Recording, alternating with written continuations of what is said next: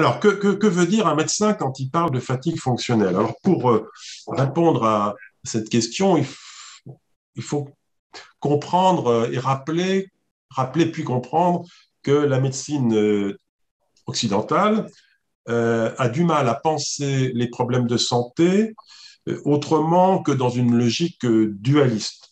Et là, je fais référence basiquement au dualisme cartésien, donc Descartes ayant introduit ou même théorisé, formalisé cette distinction entre le corps et l'esprit comme deux substances de nature totalement différentes.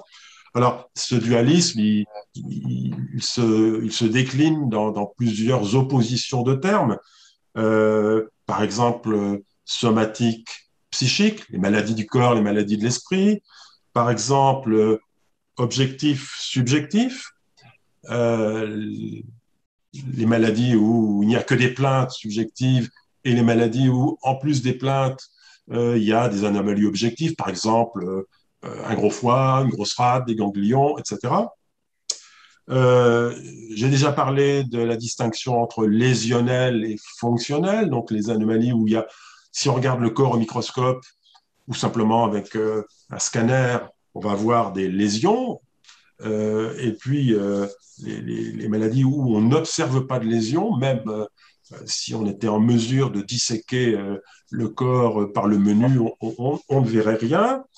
Bref, il y a comme ça un certain nombre de termes qu'on oppose. Donc, je les rappelle, somatique, psychique, objectif, subjectif, lésionnel, fonctionnel, organique, psychosomatique, par exemple.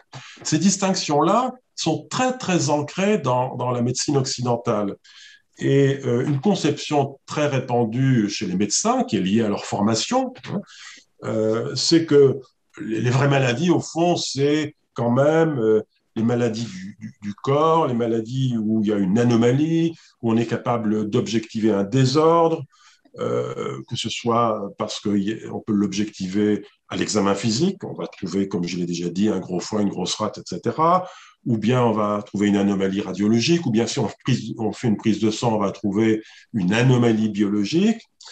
Et bon, tout ce qui reste, l'idée implicite, même si elle n'est pas toujours formulée de façon aussi formelle, c'est que le reste, c'est pas vraiment des maladies, ou en tout cas, c'est des maladies moins graves.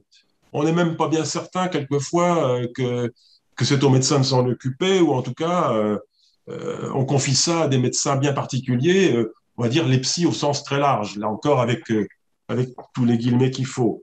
Alors, cette conception-là, très dualiste de la médecine, avec l'idée qu'il y a quand même les vraies maladies, les maladies sérieuses, et puis les maladies voilà, un petit peu plus borderline, elle a des conséquences. Par exemple, moi, j'ai été formé pendant mes études et pendant longtemps.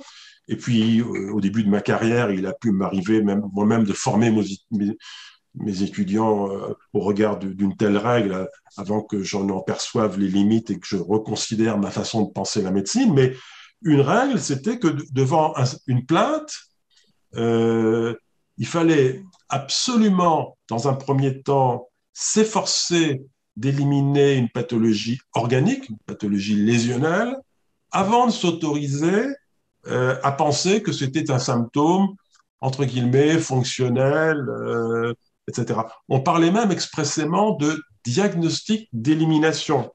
En fait, ce qu'il y avait derrière, c'est la crainte de passer à côté de quelque chose de curable, euh, d'être pris à défaut, de passer à côté d'un cancer, de passer à côté d'une tuberculose, etc.